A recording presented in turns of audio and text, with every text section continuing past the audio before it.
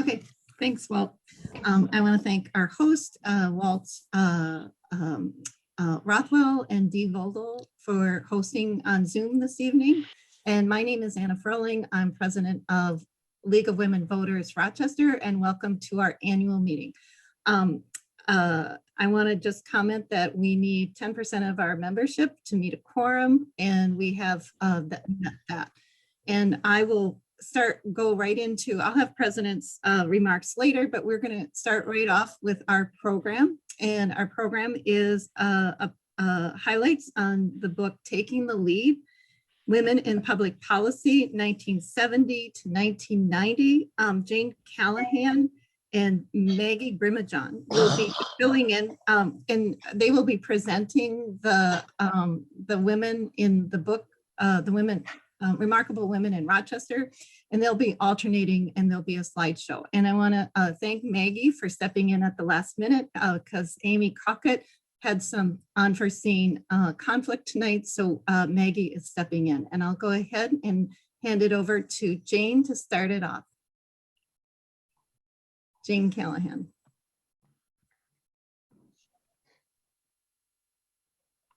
And I think Walt is trying to find Jane so he can spotlight her. Good. There we go.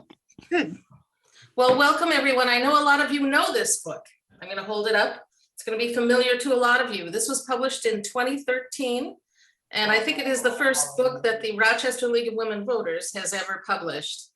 And it was really inspired by the fact that some of our great women leaders of this period, 1970 to 1990, were battling diseases, and we were worried we would lose them without having recorded their experiences from their point of view. And so we interviewed, many of us volunteers, Maggie and myself and Amy and others. I shouldn't leave anyone out, but we interviewed the people themselves and presented their point of view on what they had done. And it's really a book of firsts. You can see the pictures on the back page. So you know many of these women, and as we introduce them, I think you will enjoy hearing from their perspective what the story was as they went about affecting, it says Rochester Women in Public Policy 1970 to 1990.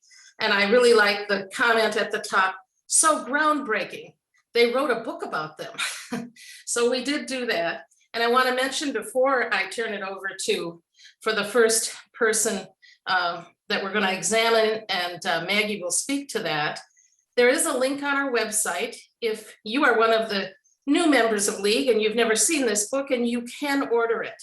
You can request a copy that way, or you can put your name and some contact information, if you're not currently a Leaguer, into the chat box, and we will make sure that we get you a copy of this book. So having said that, here is Maggie Brimajon. Well, Maggie, we worked pretty hard on this, and I want to mention that the script we're using today was what we used at the kickoff luncheon.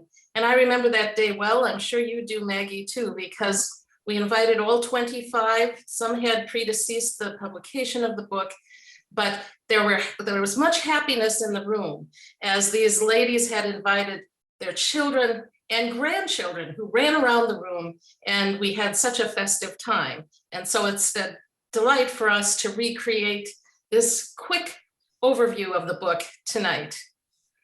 And we're going to back up to the first slide, which is, in fact, a frontispiece. The first person that Maggie will speak about is Rosemary Amon. Rosemary Amon was the first woman to win a seat on the county board and is known as the godmother of community corrections. Did you know that her first campaign brochure omitted the quote, family picture on purpose, not wanting to draw attention to the fact that in that era, that she was the mother of 6 children. Read her chapter to discover what she did at meetings where she saw men not hearing women, as well as the many accomplishments in her 2 terms as a Olmsted County Commissioner.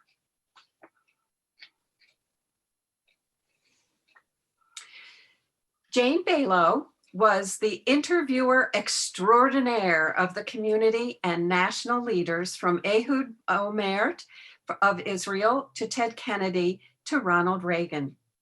Did you know that the only job she ever got because she was a woman was as a member of the Minnesota Parole Board, which required one of its 5 members to be a woman? And that job led to another and another. Read her chapter to discover how she worked to help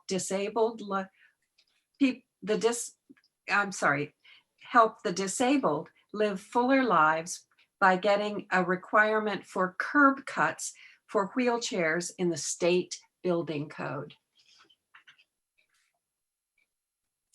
Doris Blinks, who was an avid member of the League of Women Voters. Doris was an outdoors enthusiast. She was a hiker, a gardener, a horsewoman, and cross-country skier. She studied biology and obtained graduate degrees in her field.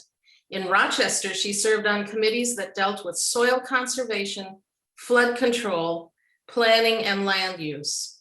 When the county decided it needed a water management plan, it created the Water Policy Advisory Committee.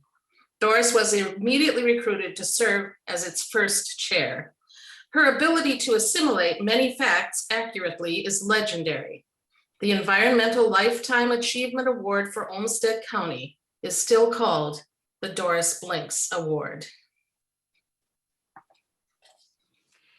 Amy Bradis was the first woman to be elected state senator in her own right.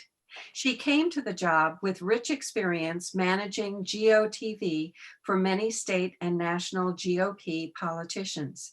Did you know when she first got to the Capitol, the Senate leadership was uncertain if elected women were going to be a trend, and they hesitated to convert a male restroom into a female one. Read her chapter to discover how a bill really becomes a law, especially laws affecting our community. Dorothy Callahan. Who would have thought that someone who majored in biology at Harvard would wind up spending so much time leading on affordable housing issues? After living in the Quonset huts when she first moved to Rochester, and this is a picture of them you see here. She's sitting with my husband, Mark, as a little boy. Dorothy helped to design the Homestead Village units for Mayo residents and their families. She spearheaded the Future Scan 2000 study of housing because none of the topics picked addressed the problems of the poor. Later, she became the first head of the Housing Partnership, which built quality low-income housing.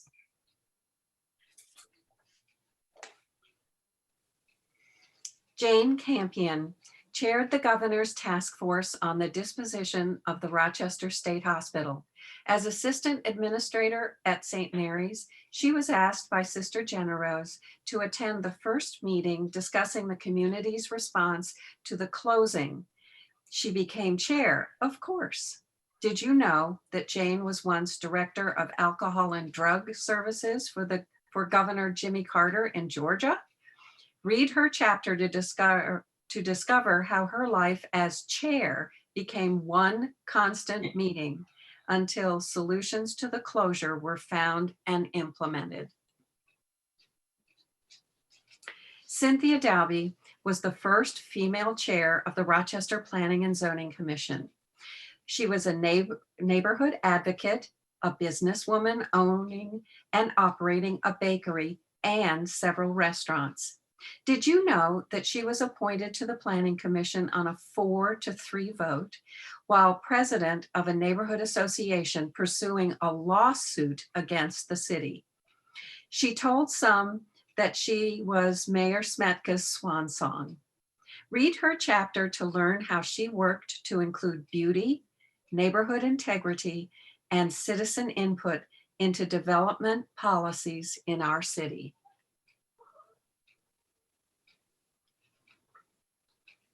Donna Dunn was the first director of County Victim Services. She was an activist and feminist.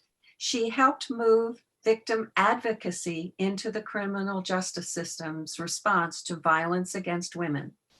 Did you know that Donna once lived in Saudi Arabia, where for the first time, she actually saw similarities between constraints on women in that country as well as ours? Read her chapter to discover how she worked with many women volunteers and men supporters and battled the perceptions of male detractors, like the policeman who wanted to drag the women's shelter outside the city limits. She worked to help rape and abuse victims. Anne Ferguson changed lives for people with disabilities as one of the founders of ARC and self-described, quote, overage housewife, sub-minimum wage executive director, unquote. Did you know that when Anne Ferguson came to town, there were no schools for developmentally disabled children, and they were not welcomed in the public schools? Read her chapter to learn how her personal situation, her personality, and passion led her to be an enabler of others in making big changes to mainstreaming the developmentally disabled in our community. Joy Fogarty is remembered because she challenged a rule prohibiting her from becoming a police officer for the Rochester police force. This is a story about the slowness of change when taking on some bastions of male dominance.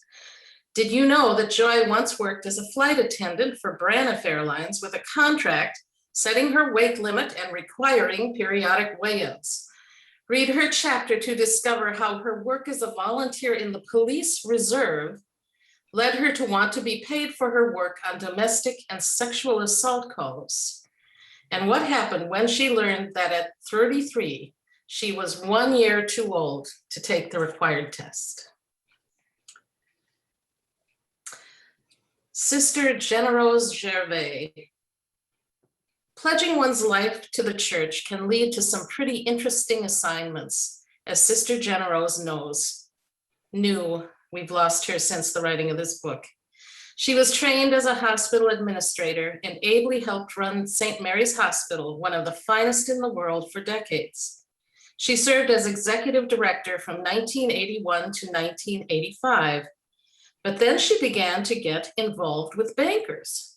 She worked to get $55 million for the St. Mary's expansion in 1975.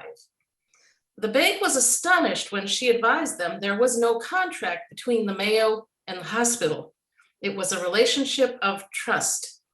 They were so impressed with her that she served as a director of the First National Bank of Rochester, and that led to an historic first.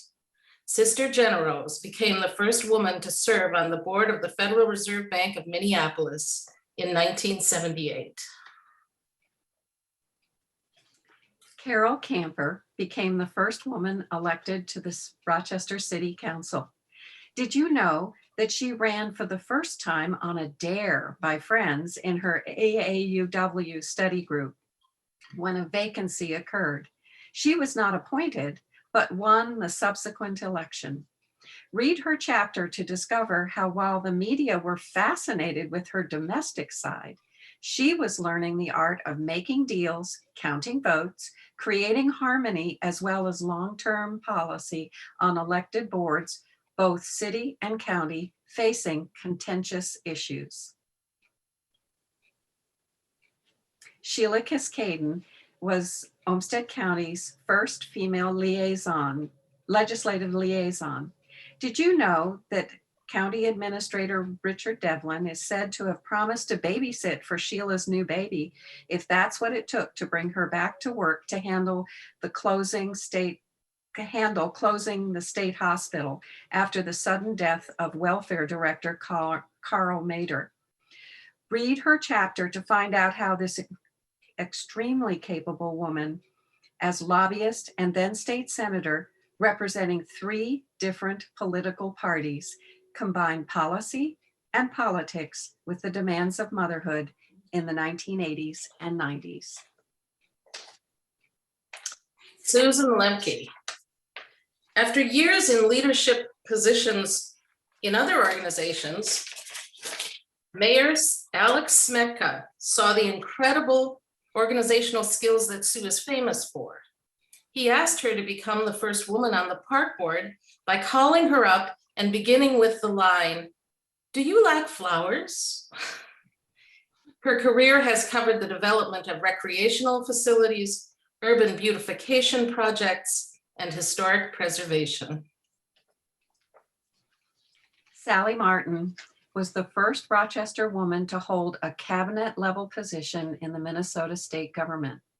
Did you know that this firecracker, as she was called by the press as a new school board member, was a math major who urged friends at Smith College to take a course in logic because it was so easy and interesting?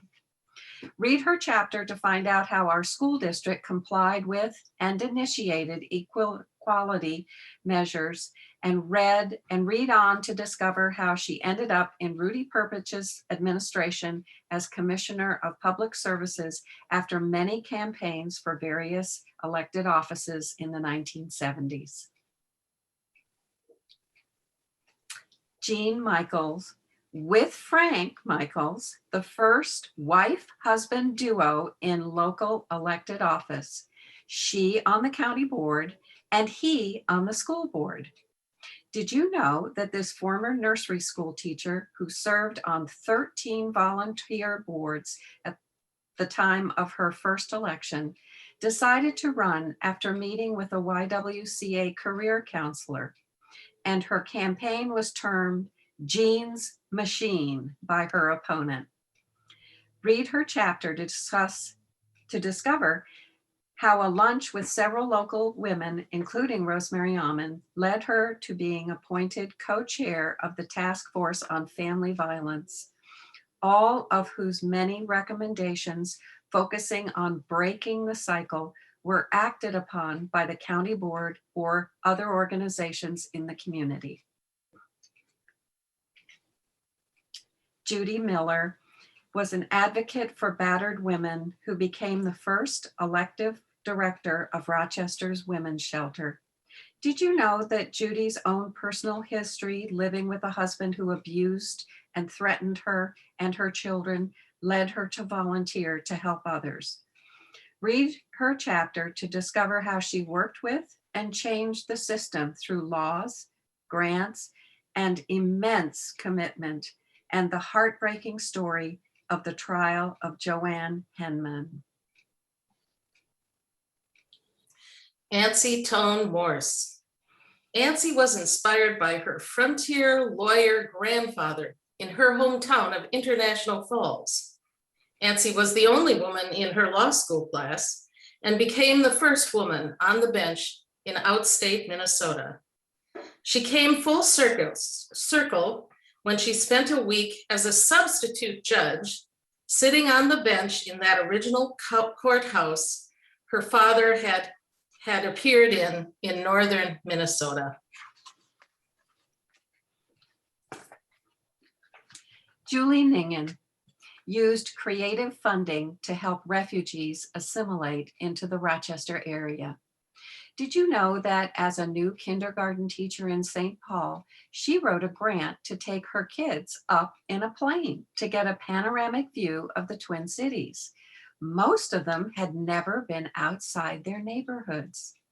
Read her chapter to discover how Julie has learned to see issues from the perspective of the lives of refugees that she served in order to improve services from literacy to TB treatment. Karen Rickliffs. She became the first woman president of the Rochester School Board since 1923. It's interesting to note that we've gotten to know Amelia Witherstein this year because we've been studying our 100-year anniversary, and she was an early suffragette, an early worker for League, and she also was on the school board. But from 1923 until 1973, there was no woman president. Did you know that Karen filed for her first election on the way to the hospital to have her third baby? She assures us that it wasn't that dramatic. Read her chapter to discover the small and large ways she found to be treated like one of the guys in the all-male preserve in which she found herself, from her college math classes to school board meetings to Region 10 events. Joyce Scott turned family struggle into the Rochester Area Alliance for the Mentally Ill. Did you know that Joyce and her husband Wayne worked at a VT therapeutic community for the mentally ill years before they became personally involved with the issue as parents in Rochester? Read the chapter to learn how she and a small group of volunteers developed a very necessary family support system and worked to educate family members as well as medical professionals on this important issue.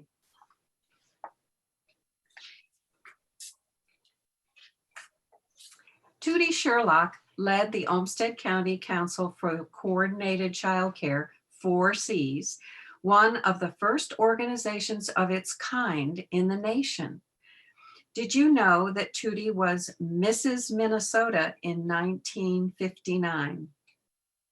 Read the chapter to learn how serving on a United Way long-range committee in 1969 called Who Cares for the Children led Judy, after listening to a host of stakeholders, to form 4Cs and form their PAIR program, Olmsted County Head Start, sliding fees, referral system, child development training, nutritional education, toy library, etc. She then took the model nationwide. Marilyn Stewart was the first female chair of the Rochester Area Chamber of Commerce, and she was a tireless advocate for higher education and other quality of life improvements in her community. Did you know that this avid volunteer and community booster was once asked by her daughter, "Mom, why do you always have to be president? Can't you just bring cookies and sit in the back row?" Read the chapter to learn why she became a realtor, why she got involved in male organizations like the Chamber, and her impact on the quest for a four-year college here. Jackie Trotter raised Rochester's diversity consciousness. Did you know that Jackie was known as the Melanin Lady? Sorry, the pages are sticking.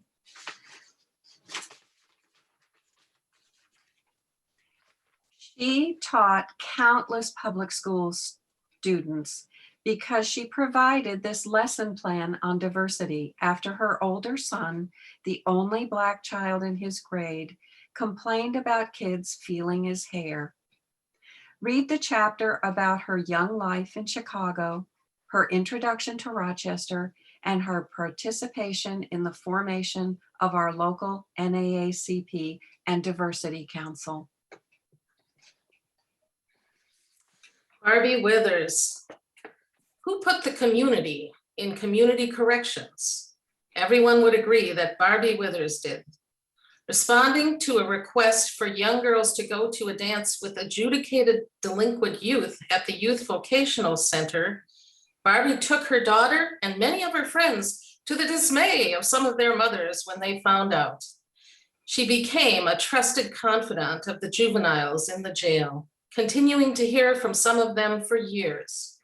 She founded and ran CRAB, and she liked that name. I interviewed her, so I know she thought it was funny. The Citizens Review Advisory Board, or CRAB, which operated as a go-between for inmates and staff. And she helped found the jail library. And it was just about a half a year after we lost Barbie that library, they woke up and said, we're losing some of these people. The library is now called the Barbie Withers and Dorothy Callahan Memorial Library.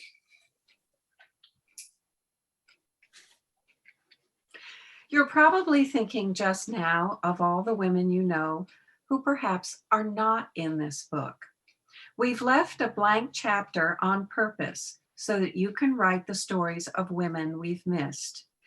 You may wish to move on to the appendix, where our volunteer researchers made the best effort to collect the names of many more women who served our community in the public sector between 1970 and 1990. Finally, I want you to know the volunteer authors who interviewed the women profiled here and wrote their stories. Our managing editor who kept us on track was Mike Ransom. Our introductory author was Lori Studevant, author and Minneapolis Trib editor, and Cheryl Barlow, Maggie Bermajoin, Marsha Brown, Jane Callahan, Amy Cockett, Mary Gorfine, Buff Hennessy, Jean Rainane, and Pixie Russell. And that concludes our travel through the book. Maggie, it's been great to work with you again. Thank you for reading it with me. Back to you, Anna. There we go. Jane and Maggie, thank you so much for going over those remarkable women. I just bought the book myself, and now I am looking forward to reading about so many of the women that you highlighted. Thank you. And thank you for the work that you did on that years ago when putting that book together. Thanks. And we did a drawing of the attendees, the members that came tonight, and we put it in our co-host Dee Voldo put the names in a randomizer, and we picked out a name, and it's Jan Strand won the book for this evening.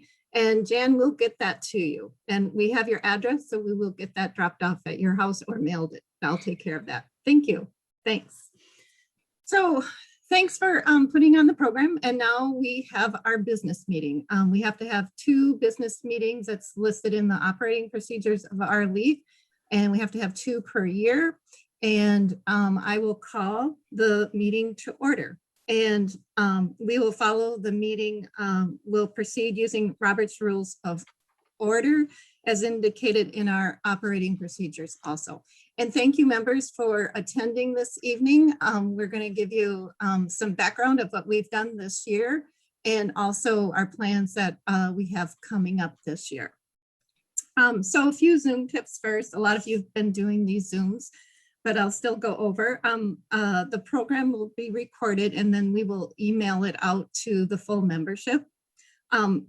Please open your chat box. The icon is at the bottom of your Zoom screen, and we will be putting information in the chat box. Things that will be in there will be documents for tonight's meeting, like the agenda. There'll be a link for that. We'll also have a form to sign up if you want to become more involved in our league. Check out an interest that in the form you can put your name and a contact information, and then click on an interest that you have or just want to talk with us, put your name down and we'll give you a call. And that reminds me, there is a volunteer activity coming up in June. Mary Jones is setting up a voter registration for the Juneteenth that they're going to have in person in Rochester. And so if you would be interested in working like an hour or a couple hours at the table, getting people registered, letting them know about League of Women Voters and the redistricting also that's coming up too. So, and if you have questions or concerns or suggestions, you can also put them in the chat box. And so that, again, that's the little icon at the bottom. You click on that and then you can type things into the chat box. We'll also have links to the website, Facebook, and our email address in there for contact. During the Zoom, we ask people to mute yourself, but you can unmute if you have an item that you want to bring up. Votes this evening will be taken by hand vote. Raise your hand and keep it up for a bit to give our Zoom host, Walton D, a chance to count the votes. And we will move on to agenda, and I'll share my screen. I have the agenda here, and I'll just share it for a few minutes, not very long, but this is what the agenda looks like. So we had our program, the call to order, rules for the meeting, and the adopted rules. We follow the Robert's Rules of Order. As for the agenda, if anybody has a agenda item to add, please add it to the chat box or unmute yourself and add it. I do have two agenda items that we'll be adding to the very last item in the agenda, and that's redistricting, which Mary Jones will talk about, and Observer Corps, which Ginny Amundsen will be talking about. So I'm going to stop sharing, and we will go on to, so we adopted the agenda. So now it's President's opening remarks. So should I move that we adopt the agenda? Did we vote on it through email? I don't think we did. Okay, So let's I move we adopt the agenda as presented. Needs a second, and then we'll vote quickly. Okay. I second it. I Okay, second. good. All those in favor, raise your hand. And Walt and Dee, did you have enough time to count that? Okay, sounds good. We'll go ahead with the agenda. President's opening remarks. So one of the things that has come up recently is the mask mandate has been removed. And so later in the summer, as we start gearing up for the fall, we will be sending out a survey to get members feedback of their comfort level of meeting in person, meeting via Zoom. And that's will be for committee meetings or events or board meetings. So we'll be sending that out to get people's members' comfort level. And so look for that in your email later this summer. The other thing is the state convention. I've never been to a state convention before, the League of Women Voters State Convention. It is June, I have something here that talks about it. It's June 11th to the 12th. There is some, an event or a couple events that happen Thursday from 6 to 8:30 p.m. This year, it's going to be totally virtual. It's not going to be in person up in the cities as it has before. And it will be via Zoom. And June 11th, it'll be, from my reading of the information on the website, it will be from 3 to 6:15 p.m. And then June 12th, Saturday, 8 to 11:30 a.m. And I'm going to share my screen really quickly just to show where you can sign up for this on the League. And I'm going to share my screen. And here we go. I'm going to share it. So this is the screen for, this is the League of Women Voters Minnesota website. And if you just scroll down a little bit, right here, it talks about the member event convention. You can click on the learn more and it'll give you all the details. The League of Women Voters Rochester we have 6 delegates that we can go and they can vote and also discuss and debate. And so there's 6 delegates. I think they have already been chosen. The list that I have is that it's Amy, Walt, Mary, Ray, Anna, and I think Dee. But this year there is observer. You can attend as an observer and that's free. And so if anybody would like to attend, and you don't have to attend all the sessions, but you can sign up as an observer and not as a delegate. And so that's open. And just, if you scroll down, you can find all the information about what events are going on and what are the workshops. And if those look interesting to you, please sign up. Just remember to sign up as an observer if you're not already selected as a delegate. So I'm going to stop sharing. There we go. And a couple other president remarks. The printed annual report, when we have met in person, and we're hoping next year to be able to meet in person, having our spring brunch and meeting in person and doing our business meeting that way. And in the past, we've always had an annual report. that we've printed out and had available for members at the meeting. This year, we, as we did in our November meeting, we sent it out by email. And it's a bunch of attachments, but if you would like a printed report, I have printed up a couple or several reports. So if you wanted one, you can contact me, put your name in the chat, or send an email to the League of Women Voters, or on the Google form, put that down. Just make sure we have your contact information. And so let me know if you would like a printed annual report. And let me see. And we have board meetings monthly, and all are welcome to come to the board meetings. All members are. The board meetings typically are for the directors and the officers, but if you want to know more about the League of Women Voters, our activities, our priorities, what we're working on, please let us know, and you are welcome to come to the board meetings. I don't have any other opening remarks, so I think we'll go to the next point is on the agenda, which is the minutes. And so I'll pull up the minutes also. And Deb, you want me to go ahead and do the minutes, right? Okay. And I will pull up the minutes. Takes me just a bit. And here are the minutes from the annual meeting when we met in November by Zoom. So if there's any, and you also got the minutes in your email, and so if you have any corrections or additions, either raise your hand or add it to just point out that you would like to speak, or unmute yourself and start speaking. That's the other thing you can do in a Zoom.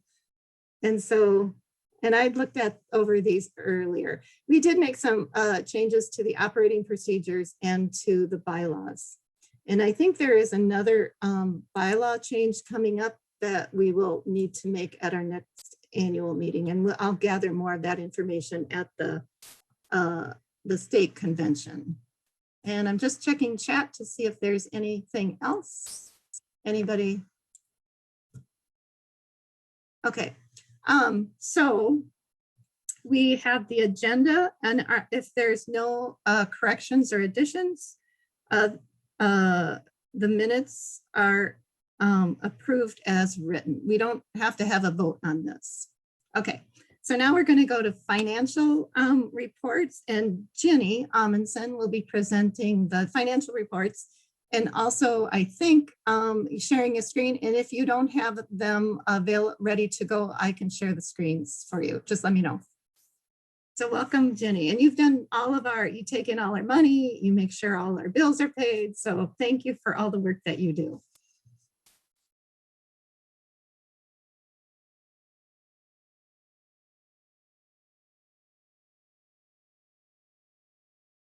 Okay, yep, I unmuted. Okay, when I didn't see it when I made Ginny needs to be. should have done the reverse order. Okay, so here is the treasurer's report that this is the end of the year report. Our fiscal year goes from the March 1st to March 31st, or April 1st to March 31st, sorry. And so we had the last meeting was on March 22nd, but nothing happened after that. So basically this is what we did. And again, if you have any specific questions, but I'm just gonna do it very quickly. So when we did this, we had a budget of $6,630 for expenses. We ended up actually just having for expenses $5,392 because again, we really didn't know what was going to be happening. And things came in, basically, if we look, again, our year to date is pretty close. We had, again, good numbers this year. Our income, we had said, we thought we'd have $6,600. And we actually did raise $6,000. So if you look, we ended up with making more money than we spent. And at the end of the year, in our checking account, we had $13,400. In our savings account, $4,700. And so again, if anyone has questions, either just put it in the chat. And yep, because that's actually where I'm supposed to stop for this report. So any questions, any comments on that? Okay, actually, I'm going to go out of, well, I'm going to go out of order on this one. I'm going to do the, oh no, that is next. Okay, Ed Fund report is the next one. Okay, so basically we did receive money from that had been donated a long time ago through the state for our education fund. And that happened when we were, before we were a 401c3 or 501c3. And so when we were, when we converted, they gave the money to us, and it was decided though that we would kind of track to make sure that that money that was donated, we would still use it for educational expenses. And so we received $6,400. And here you can see how much we had spent per year. The last few years we did break it out a little more. And so as of right now, we actually did not spend anything in 2021 as an educational expense because of not being able to meet in person.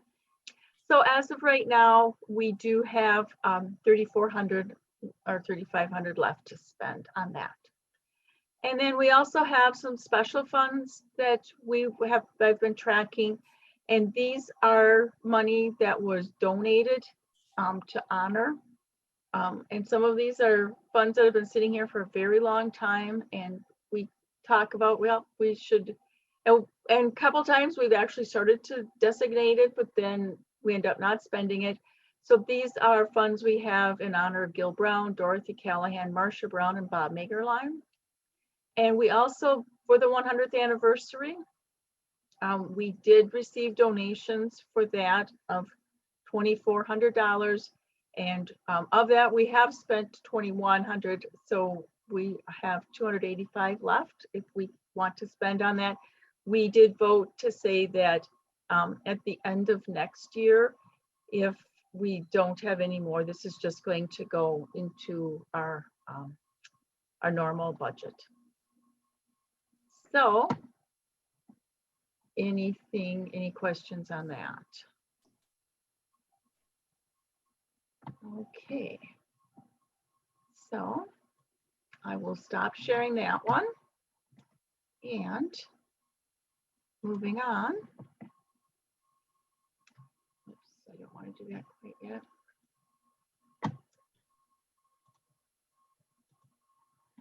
Okay. So I am now sharing the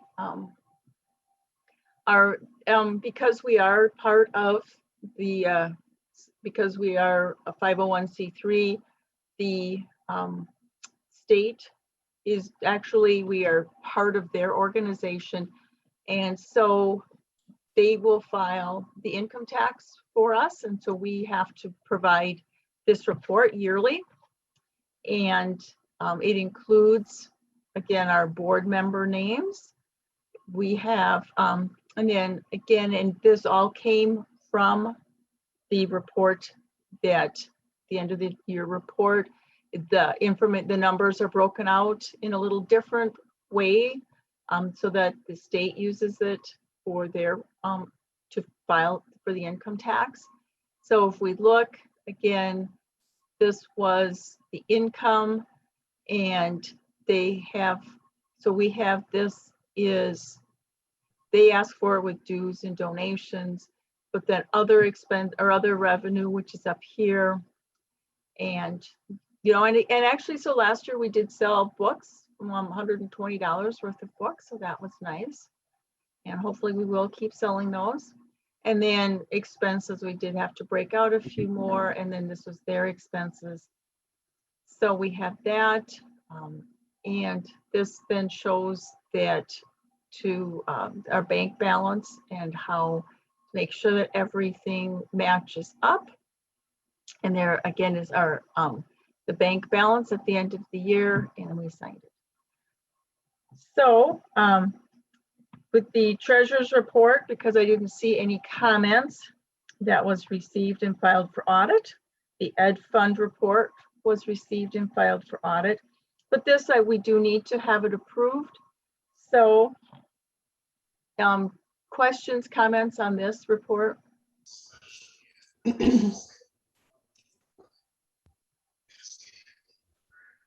So then I make a motion to approve the treasurer's report as written. I second it. okay, thank you. So then since there was, I'm sorry, it should be the nonprofit education LLC report. The new rules under Robert's rules, you don't, you just accept the financial report and put on file for audit because none of us know the numbers. So that's sort of the new thing. So we're adopting the nonprofit LLC annual financial report. That should be Mary's motion. Thank you. And then we'll adopt the budget because that's what we project for the next year. So we are making a decision there on these two documents. Sorry. I'll just be quiet. okay, so thank you. And so the motion was to approve the nonprofit LLC, the form that we're looking at right now. And so all those in favor, if you'll raise your hand. Or maybe we should say aye, because, Oh, yeah, we can say, or can, oh, well, can you Well, see Nick- everybody? There's a little reactions button. You can put your a yes or a no on that. Okay, So the reactions button down by chat, it's the farthest one to the right, and you can put a green arrow for yes and a red X for no. You can also raise your hand through there too. okay, so, well, you got it counted, passed? Okay. So I will stop sharing this. And we will go back and I need to share then the budget.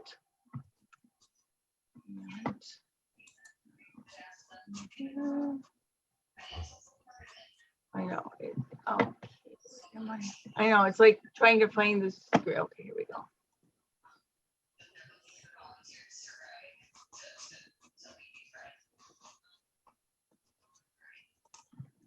Okay.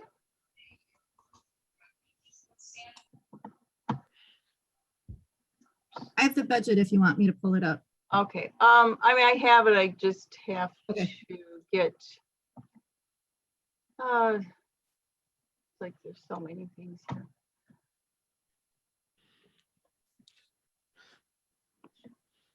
Okay. So here is the budget. And I have in here, and again, you received these before. So we have the 2019-2020 budget, the 2021 budget. And I thought because last year was a different year, although this one is also, but we have two previous budgets, and then this is the proposed budget.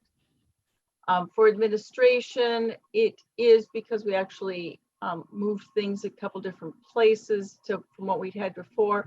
So the budget went from $330 down to $225. That will be our PO box and the tax deductible letters that I send out in January. We're not planning to do any fundraising. We left this as a line item because in the future we might. Membership, we need to actually print some brochures. So we went from 25 up to 125 for this year. Public relations, again, don't have any plans, but we left it just in case.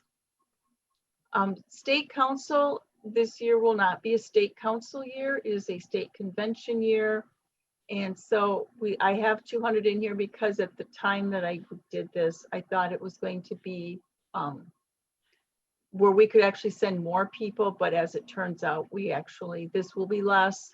we will have this, but we will be paying for our delegates to attend. Newsletters, zero, we left this because maybe in the future we will want to have one. As of now, everything is electronic. It is not a national convention year. Technology is a new category and it's $450. That is where we will pay for our Zoom account, our website, and any upgrades to that. Programs, again, we're hoping to have programs next year that we actually will have to pay for. So from the Ed Fund that we had talked about, that we have the money, we'll use $100 or $1,000 from that. And then programs, things that we can't use from the Ed Fund, like any kind of advocacy things, that would be $100 extra from that.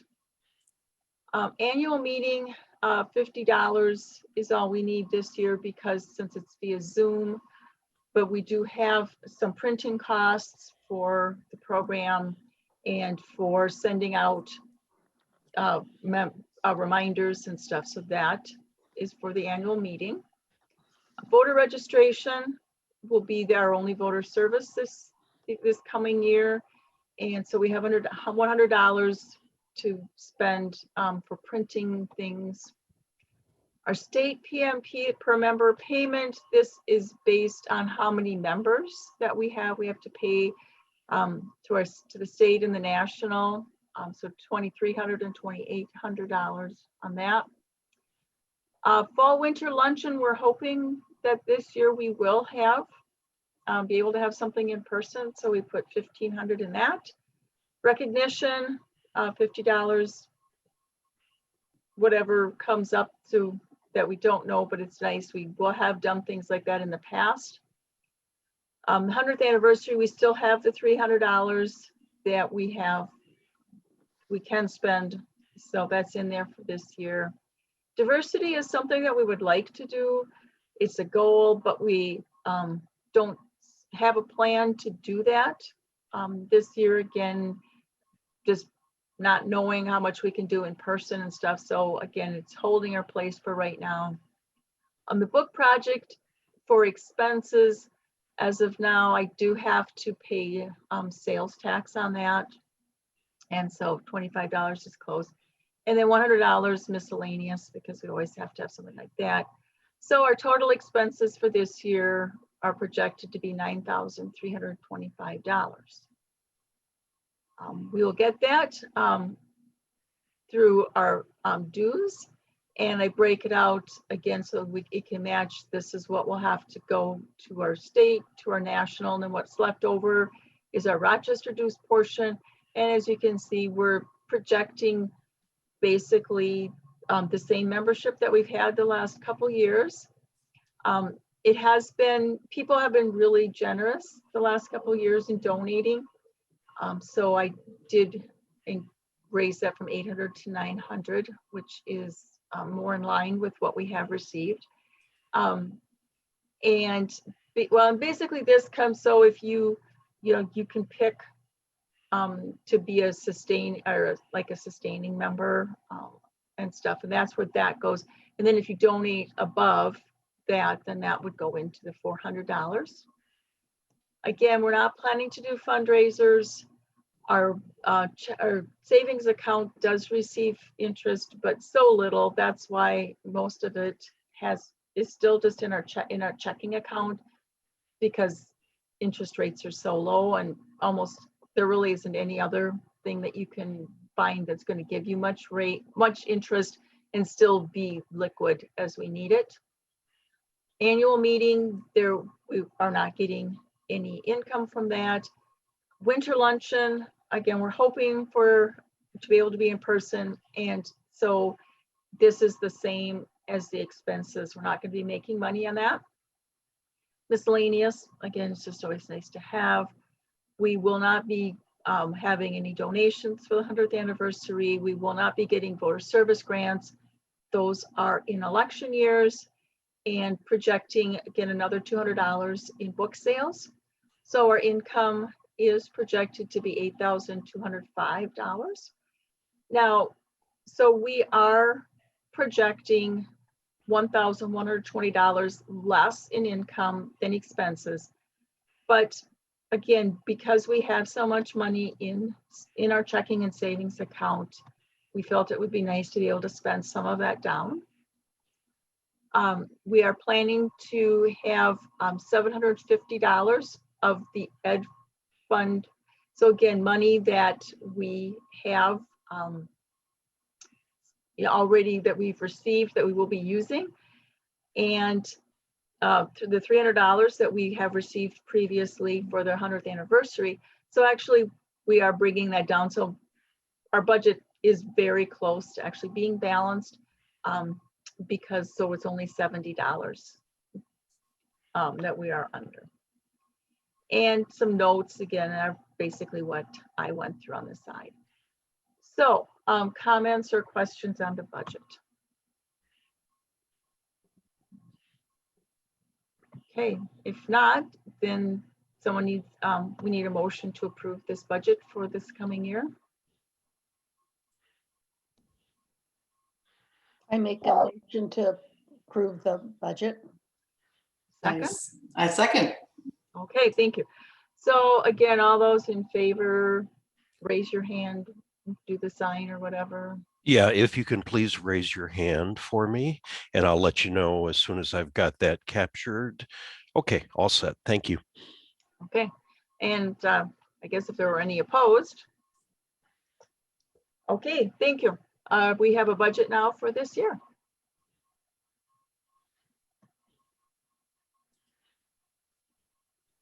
And I turn it back over to you, Anna. Okay, thanks, Jenny.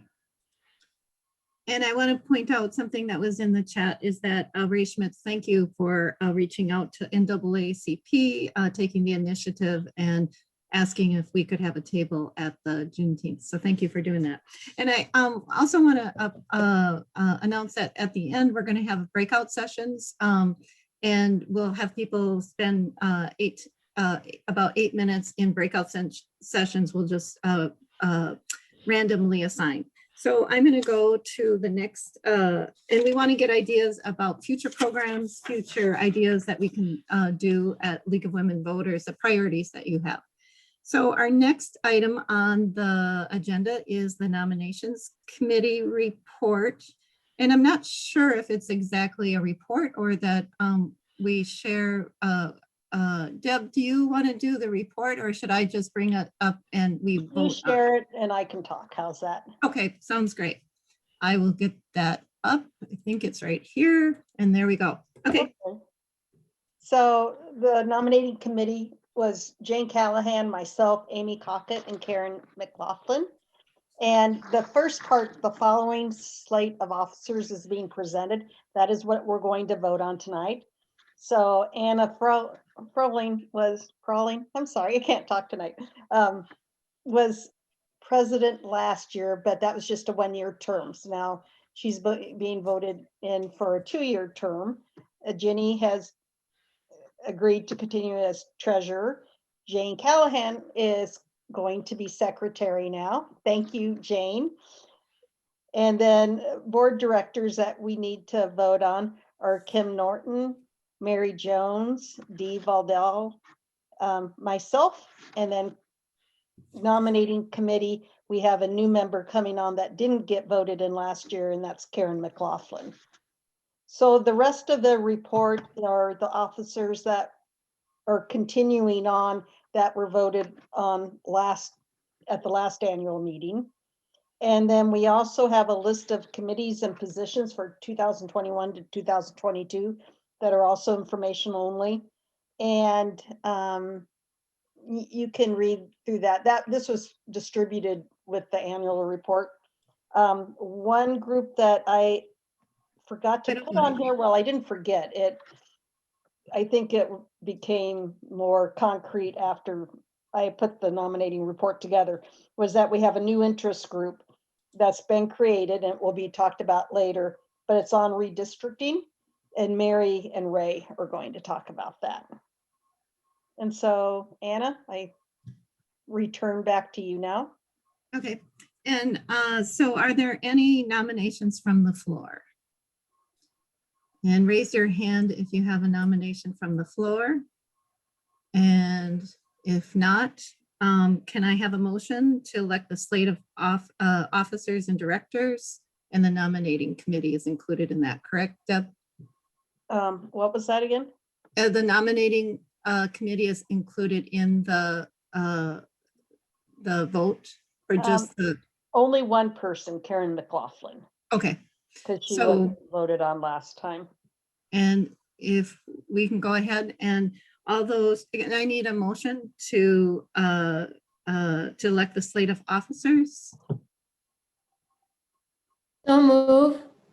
Okay. Sandra Weisler. And a second, was that, I heard a second, I think. And so all those in favor of the slate of officers, raise your hand, or raise your hand, right? Well, Yep. okay, that sounds good. And give me one moment. Sounds good.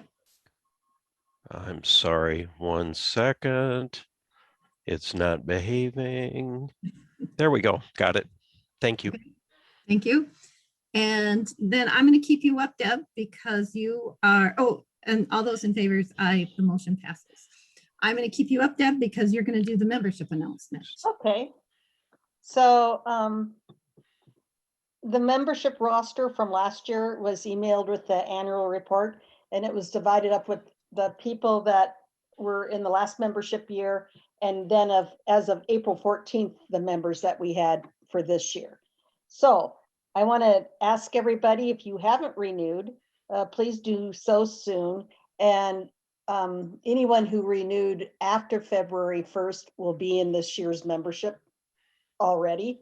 But if you had renewed before February 1st, then that applied to the prior year. And a membership brochure was emailed with the annual report. We had 89 members in the past membership year, and that was only 5 less than the year before, which was great because we had nothing in person. So thank you, everybody who renewed last year or joined. And now I'm excited to tell you that after a lot of work, we have links on our new website where people can go ahead and join or renew online. I shared my screen to show them, if that's Yeah. okay.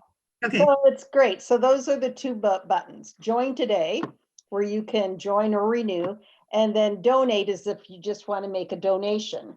And yeah, it took more work than I thought to get that done, but a lot of us worked on trying to make sure everything was okay and the text was okay with it. When you do that, if you decide to do the online option by going to that button, you have a choice to either pay online with PayPal account, or if you don't have a PayPal account or you don't feel comfortable doing that, you can also go ahead and join or renew, fill out the form, and then you'll get an email telling you to send your check in and where to send it. I also then, any questions about that? I don't think so. Okay, we also have a new membership committee this year, which is great. Jan Strand and Kim Norton so far are on it. And our two big tasks this year is, first of all, to find ways to recruit and reach out to new potential members. And also, we've been lax in sending out emails greeting new members or calling them. And also, our existing members might not know all the resources that are out there and available to them through LWV. So we'll work on putting together some correspondence for that. So if you're interested in joining that membership committee, please let us know, because it would be nice to have other people on, especially people who might have an idea of how to recruit newer members. And that's all for that. thank you, Deb. Thanks, Deb. And thank you for taking on the role of the membership committee. That's great. And thank you for getting that pay online. That took a lot of effort and a lot of emails back and forth to get it right. And thank you for your attention to detail. Oh, thank you. And so I'm going to move on to the program committee. I guess I've looked for participants to see if Amy was able to join. She thought she might not be able to. So I'm going to take on that portion. The program committee, just reporting on what they did. Amy agreed to take on the committee chair, program committee chair last fall, and she outdid herself. We ended up going from not doing any events on Zoom, trying to figure this out. And I'll give credit later to the communications team that helped with that. But we put, the program committee put on more than several events, update election with Steve Simon, annual program planning. They helped present that, a redistricting program in February, know your local government. And I think with the redistricting, we had like almost 80 participants on that. And that was really awesome. And then we had March 18th, know your local government, City of Rochester. And then again in March, we had the Olmsted County event. And then in April 14th, we had the public schools, and they were all well attended. So I want to give a shout out to Amy for all of her work, getting, especially when you're getting a group of several presenters, that's hard to get that coordinated. So thank you, Amy. And I thank her for her effort and her work and her diligence on that. So, and I know that they will be having a meeting later this summer, and our breakout sessions will be gathering ideas for programs, events. And so we'll be passing those on to Amy after the event. I'm going to next move to communications committee, and Dee Voldo agreed to be the communications chair, and they took on yeoman's work of getting us up electronically. So I'm going to pass this on to Dee. All right, so yeah, we also formed in the fall to offload the work that it takes to put on the events. So what we do, our team does all the advertising for events. So we send the MailChimps, we do the social media, community calendars, and then direct email groups that we think might be interested. We're trying to grow those connections. And then we do all the technical setup for the Zoom meetings and like what Walt is doing tonight, and hosting the Zoom and handling all those technical aspects. Before we actually formed, Walt also created a website for our Rochester League. And so our team is responsible for evolving that. And we also handle the Gmail, and we're getting a Google Drive up and running to store all our documentation, and that's all our team. So we also meet once a month. Right now it's the second Wednesday of the month, but that can change depending on people's schedules. Moving into the future for next year, I think we've got to rethink when we start meeting in person again. We've been doing this Zoom thing, but when we meet in person, we got to start thinking about, do we still do a Zoom thing? Do we do recordings? Do we do live streams? Things like that. Finishing the Google Drive, continuing to work on the website. And we would love more people on the team, especially for things like taking turns Zoom hosting, so it doesn't always fall on Walt.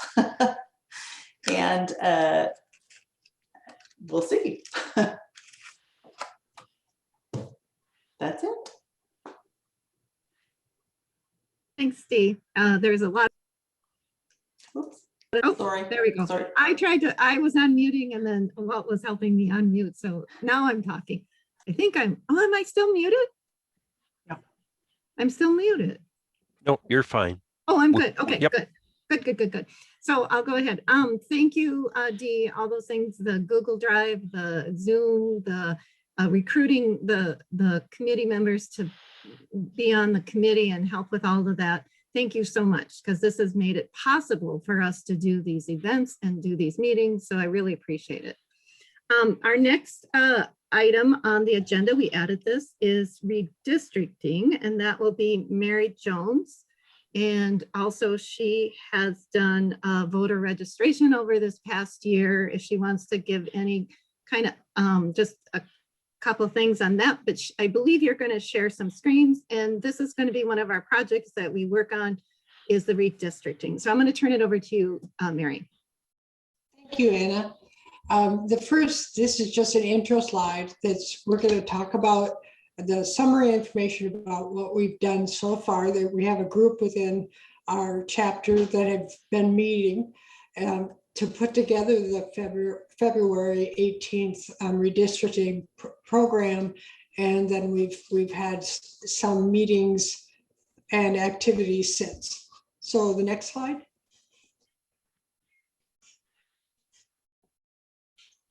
Okay, first off, on this past Saturday, there was a redistricting meeting for the Minnesota House of Representatives. And this timeline of slides and all was shared with everyone. But and it was based on data from the census in 2020 and other facts that are going forward with this year with everything being delayed. So as you all know, last year was April 1st was official census, but we were supposed to get the apportionment data, meaning how many people were in the Minnesota, our population is 5,706, 5,706,494, and that we did maintain our 8 congressional seats just by a hair. But that didn't come out till April 26th, and it should have, and because of issues with the pandemic and other things, everything was delayed. Again, another delay came with the full census data set was supposed to arrive to us in Minnesota by March of 2021, and so that they could take action on it in the state legislature, but it's delayed until September 30th.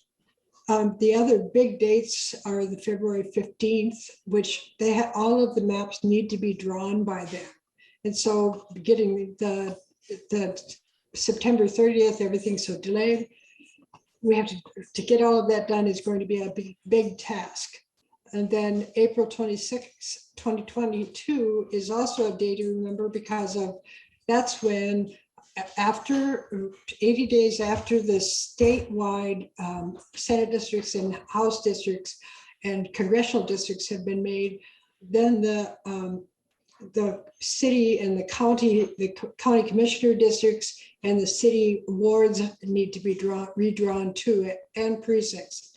So all before, and so from the time we will get February 15th to 2022 till the election of next fall of 2022, that's about 9 months. And so that's a lot to happen in that short of time. Next slide, please.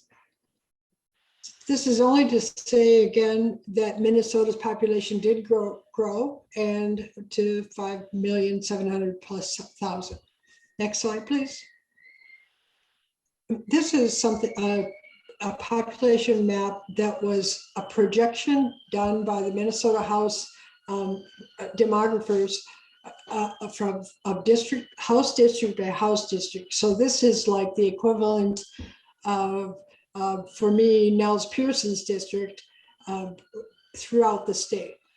And so they're showing the dark green lost more than 4% population, light green 1 to 4, and the gray-ish is stayed around within 1% of the old data, and the light tan had 1 to 4% growth, and the dark brown had over 4% growth.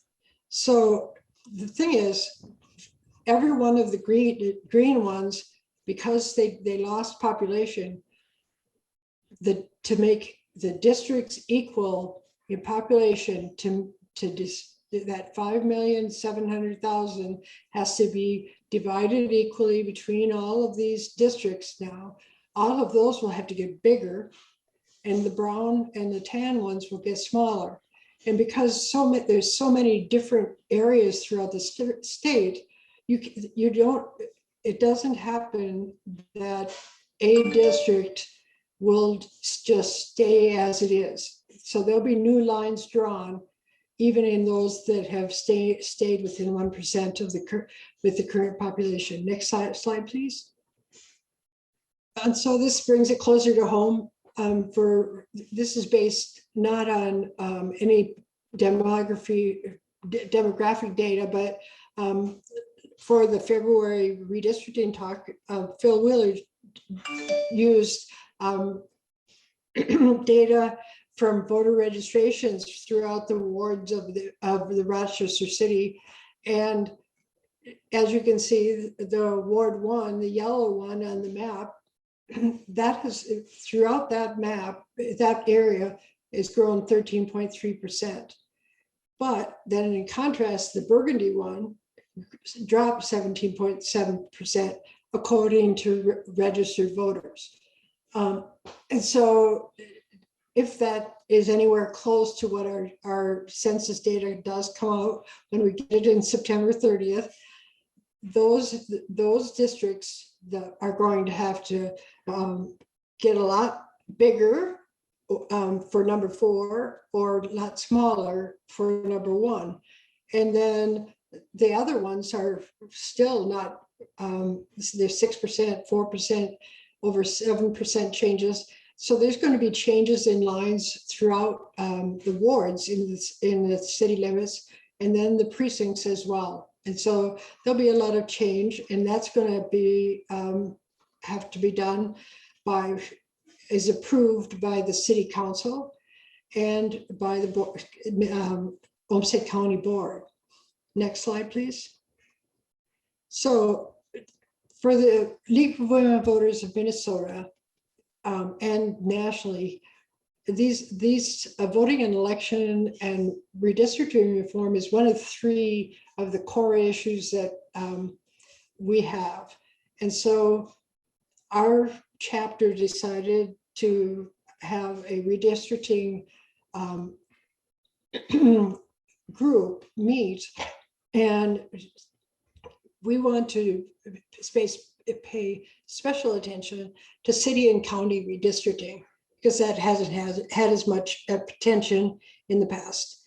And so we'd love you to join us. We want to have public input, transparency, and accountability to the new maps for city and county. So next slide, please. So that February 18th redistricting program is on the website. We're planning to have another one in October, those dates to remember. And then on the Zoom chat, if that's working well, you could write us or sign up, or send an email to the website, to the email listed here, and just to say interested in redistricting, and we can find out, you can learn more about what we're doing, and we can all work together to find out who wants to do what. So thank you so much. Thanks, Mary. And thank you for your work on voter registration this past year and figuring out how to do that in this social distancing guidelines kind of thing. So thank you. Oh, you're welcome. It's always a group effort. So yes, and you had a nice group that I joined you on a few, and that was a nice group effort that you guys worked on. Thank you. Mm-hmm. The last item before new business is Observer Corps, and Ginny Amundsen is going to take just a couple of minutes to let us know what Observer Corps is and the possibilities. And Ginny Amundsen. Okay, so Observer Corps is something that the League has had for many years, and we haven't had one in Rochester for a while. We used to have one years ago. The idea behind the Observer Corps is that government works better when our citizens are aware of what they're doing. And so all the different government bodies that we have, and we're just doing it locally. If you are interested in getting involved at a state level, I think they have something, but that's not what we're looking at. But so if you're interested in watching a school board meeting, in watching the county commission meeting, the city council meeting, but also even things like the park board, any of the city groups that meet, and then report on it.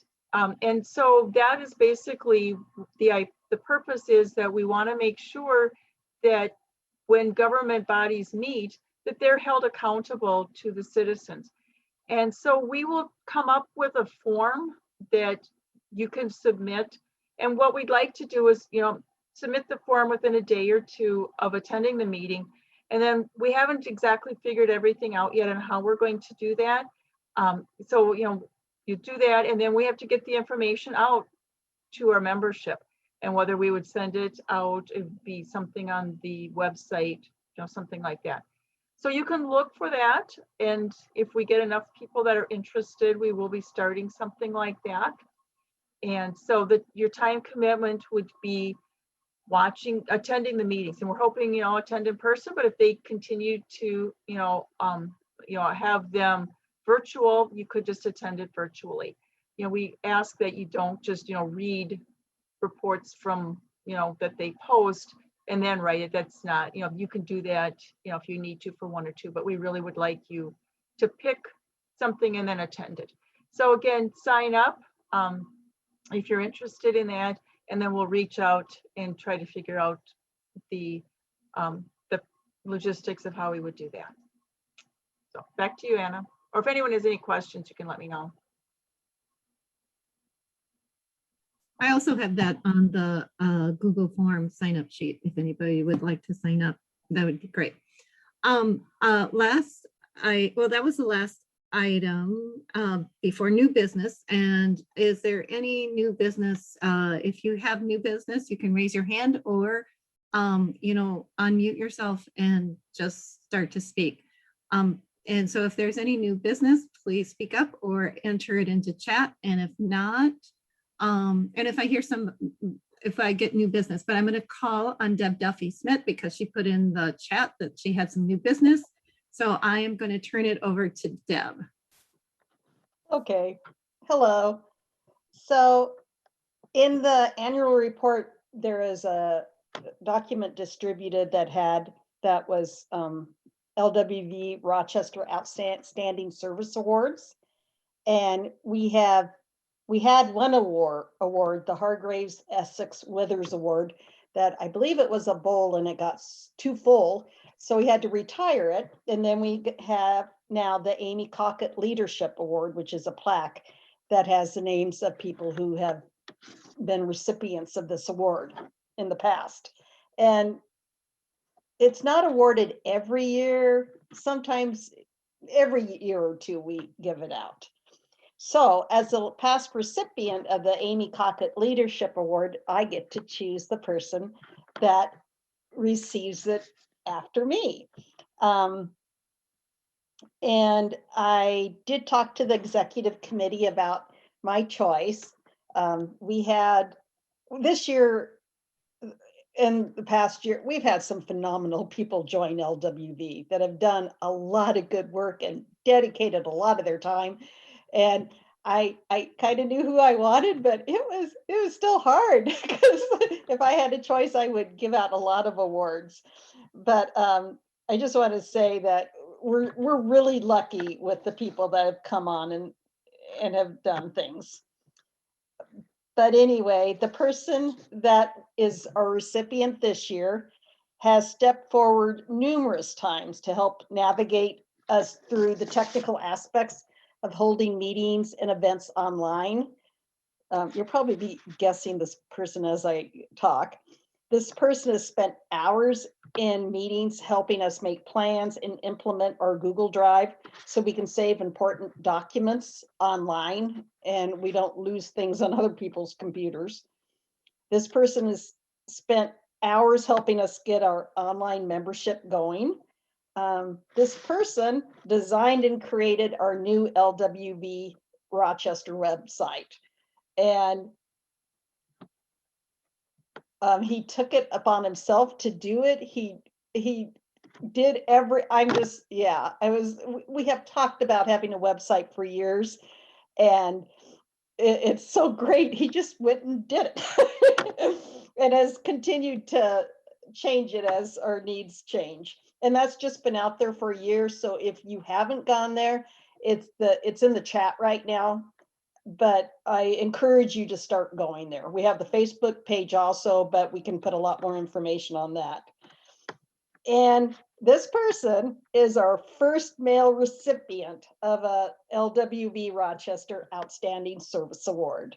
So if you haven't guessed, I want to, and Anna has a pic of this, but I want to, that will show up better. This is, but I want to present the award to Walt Rothwell, and he really deserves it. And he has been just great and such a good addition to us. Thank you, Walt. Walt, I think you need to spotlight yourself. Walt, you have to make a big picture. I'm not sure I'm up to it. I just have to say, aw shucks. Good. So I will be dropping that off at your house sometime soon. You are too kind. What a wonderful group to work with. Thank you so much.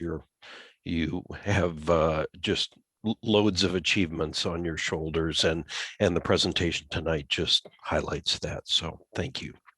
Thank you, Walt. Thank you. I'm all done. Okay. Thank you. Is there any other new business? And if you do, raise your hand. I'm going to check. I can't, well, I guess I can see everybody if I just scroll. So I don't see anybody raising their hands. So if there is no new business, the meeting is adjourned. Thank you. Couple things. We're going to have a breakout session, and we're going to randomly assign 3 to 4 people to a room. And we want you to give ideas of what items that you would like us to work on this next year, ideas of people that could be speakers. So there'll be 4 to 5. It's optional if you have already put in an hour and a half and don't want to stay. But this is like leaving a meeting that if you attended in person, a little bit of time to chat with a couple people. I want you to introduce yourself. And then if you have any ideas of that you've seen, or speakers and topics, and also any priorities that we should be working on. We will have people come back after, and you can either send, like if you come up with some ideas, please share them with us either by email or by just sharing them. We'll call on the reporters, each group. I'm asking each group to select a reporter, and then just give a quick little debrief of what you discussed in your group. So as that, I will go ahead and ask Walt to put us in breakout rooms. And I want to thank everybody who participated in the event tonight and helped us get this put together. Thank you. And I'm going to join my breakout room, and I hope you all do, and come back and give a quick little debrief. Thank you.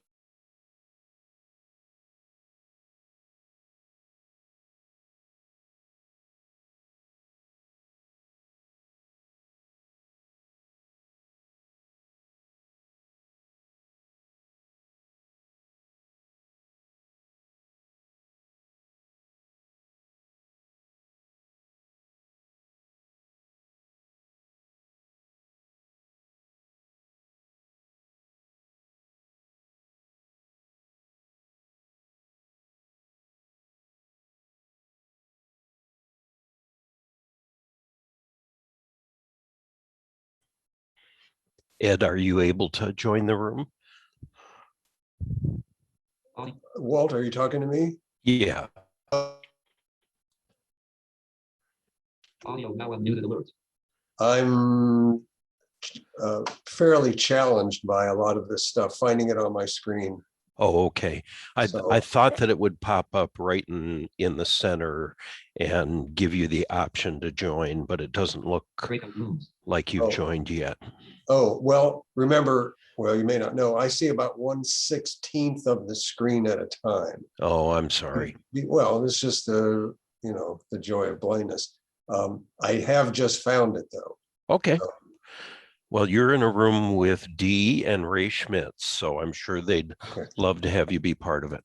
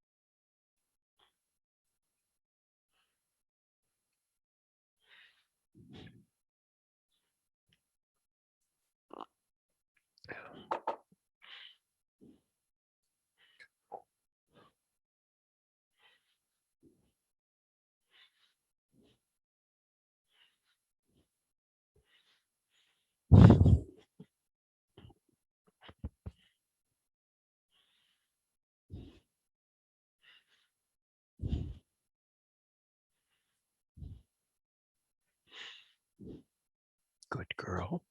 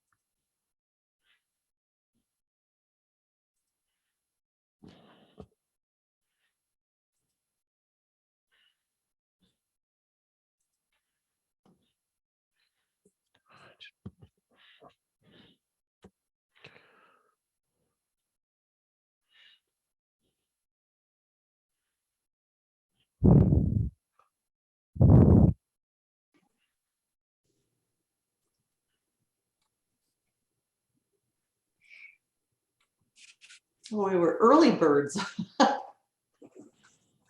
Way to go, Walt. That is so well deserved. I'm in the main session. Okay, good. I shall mute myself. Except to say, congratulations, Walt. That was really exciting. Now you get bragging rights for a whole year or more because we don't award it every year. So you know. I'm getting credit for some of the work that Dee has done. So No way. No way. So I think you owe her a cup of coffee. How's that? I do. There we go. Irish coffee. Later in the day. That does sound good. So thank you for participating in the breakout rooms. And someday we're going to actually meet again. And then as we walk out, we can have these little chatting sessions, or, how we talk to people as we walk out. And that'll be good. So I was in a group with Sandy and Peg and Jane. So I will add my, as a reporter, I'll do that last. Can I have a reporter from one of the other groups give info of what they talked about in their breakout room? I can. Okay, you go ahead. Ray and Ed and I were in a room together, and we talked, we spent a lot of time talking about redistricting, which we all know is at the top of the list for the league. And then Ed brought up just holding city and county governing bodies responsible for having a sustainable and resilient community. Mm.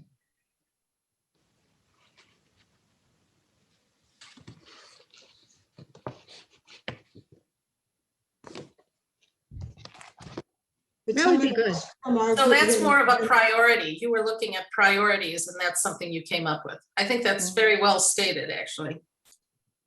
Yep. So redistricting and sustainability resilient communities and walkable, livable cities that we develop here. Good. Another reporter from another room. Thanks, Dee. Mhm. I don't want to be the one to speak for our group because I've already talked too much. Go ahead, Mary, do it. You got elected Please. right there. Okay, well, we talked about voter registration, and I think everyone's interested in doing it. And so I gave them my did I give you my telephone number or not? Nope. No, you didn't, Mary. Oh, okay. Well, it's 507-951-7983. Anybody that wants voter registration, just call or text me and just say, hey, this is my number. I'm interested in voter registration, and we can do a Zoom meeting about it. Mary, can you repeat your number? 951-7983. 507-951-7983. Okay, thanks, Mary. Yeah. Thanks. I've done a couple. I did one at Head Start with you and one at a naturalization and then one somewhere else. And I've enjoyed all of them that I've done. They're each kind of fun in their own way. Super. Yeah. And I think there might have been at least one more group. Thanks, Mary. There may have been one more group at least. Ginny, go ahead. So actually, Lucy and I were the only two in our group, and we didn't have any ideas on programs or whatever, but I think what we mostly talked about was how important just to kind of keep the league the word out there on what we do, and to be able to attract people to join, and maybe to just be on a committee rather than on the board. Yep. Very true. Yep, thanks for that. I agree, because I think that there's people that are on the committees that don't come to the board meeting, and they're able to do work rather than sit through the committee or the longer board meetings. And the board meetings are important, but also if you want to like do voter registration, or you want to do candidate forums, those are committees, and there's other committees too that you can do that in. So that's great.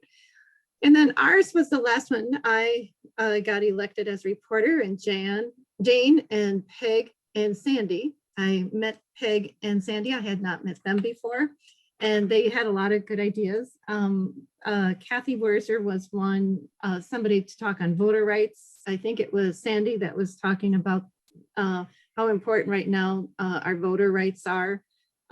Perhaps the Speaker of the House, Melissa Hortman, I believe it is, Lieutenant Governor, book club. Oh, I had book club, but I didn't get to bring it up in there. So I'm going to bring it up now. and voter suppression, that, you know, the efforts that are being made on voter suppression and what we can do to combat that, and possibly Common Cause. Asking someone from Common Cause, and also redistricting commission. I know that there is work being done for not this redistricting, but for coming up when we don't have divided government, that we don't end up with gerrymandering, because whichever party is in power will do gerrymandering. And also local planning committees that maybe like with the redistricting.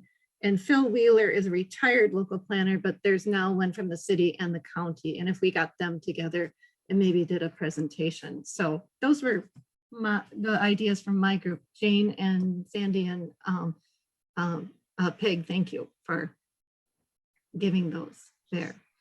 You mind if I toss out a couple ideas? Yes. I had a group of one and we achieved a remarkable consensus. So looping into the points that Dee's group raised, the Rochester Area Foundation has a project underway right now relating to senior housing. I'm not directly involved in it, but it sounds interesting, and it sounds like a serious effort on their part, and that might tie in to a certain degree. And also AARP has a nationwide livable communities program, and I believe there are 4 or 5 communities in Minnesota that have jumped on to that effort, and one of them is Olmsted County. It's not the city of Rochester at this point, although that could change, but it does relate to Olmsted County. There's a preliminary report that'll be issued in the next few weeks, and then it'll progress to a larger effort, and that might be of interest. Oh, I know I attended an AARP meeting that In the City for Good sponsor was involved in it. And it was Chuck Marone with Strong Towns, and about creating livable, walkable, sustainable cities. It was just a remarkable talk that really opened my mind to what that means. So yep, those are great ideas, Walt. And Karen McLaughlin, our school board member. Welcome. I see you just joined. Welcome. I did, and I'm embarrassed I'm so late. Thank you for welcoming me. No, you showed up. I know there's so many hours that you put in with the school board already, that to even make it to the last part of the meeting. Thank you. I appreciate that. It was a Mayo lacrosse game that I needed to be at tonight. For your son. That's important. Yeah. Yes. And do you have any, so we just had breakout rooms, and we talked about programs or events or priorities for our upcoming year. Do you have any input that you would like to share? Just a brief update, if people are watching the school board, the boundaries changes are going to probably be the next big issue. We'll be voting on that in June, I believe, and just kind of watch for that as to how that will impact. I did hear information today that that's related to the new elementary school and new middle school. We'll likely be looking at a new high school probably in the next 7 to 10 years is the time frame for that. Thanks for that update.